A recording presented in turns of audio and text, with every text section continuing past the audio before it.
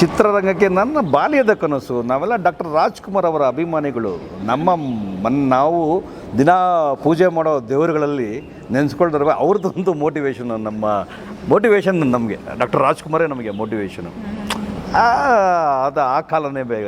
ನಾವು ಇನ್ನೂ ಒಂದು ಹೆಮ್ಮೆ ಪಡುವಂಥ ವಿಷಯ ಅಂದರೆ, ನಾವು ಡಾಕ್ಟರ್ ರಾಜ್ಕುಮಾರ್ ಅವ್ರ ಕಾಲದವರು ಹೇಳ್ತಾರಲ್ಲ, ನಾವು ಈ ಶತಮಾನ ನಮ್ಮ ಮಹಾತ್ಮ ಗಾಂಧಿ ಶತಮಾನ ಅಂತ ಹೇಳ್ತಾರಲ್ಲ, ಡಾಕ್ಟರ್ ರಾಜ್ಕುಮಾರ್ ಕಾಲದವ್ರು ನಾವು ಅಂಥೇಳಿ ಅದೊಂದು ಹೆಮ್ಮೆ ನಮಗೆ.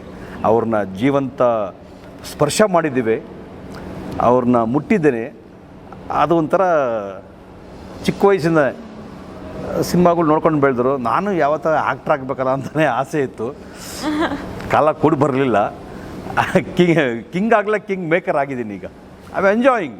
ನೀವು ಚಿಕ್ಕ ವಯಸ್ಸಲ್ಲಿ ರಾಜ್ಕುಮಾರ್ ಸಿನಿಮಾ ನೋಡಿದ್ದೀರಾ? ನಾನು ಚಿಕ್ಕ ವಯಸ್ಸಾಗಿದ್ದಾನೆ, ಯೌವನಾವಸ್ಥೆಯಲ್ಲಿ ಇದ್ದಾಗೂ ನೋಡಿದ್ದೇನೆ, ಮುಪ್ಪಿನಲ್ಲೂ ನೋಡ್ತಾ ಇದ್ದೇನೆ, ನೋಡಿ ಎಂಜಾಯ್ ಮಾಡಿದ್ದೇನೆ ಅಣ್ಣವ್ರ ಸಿನಿಮಾಗಳು.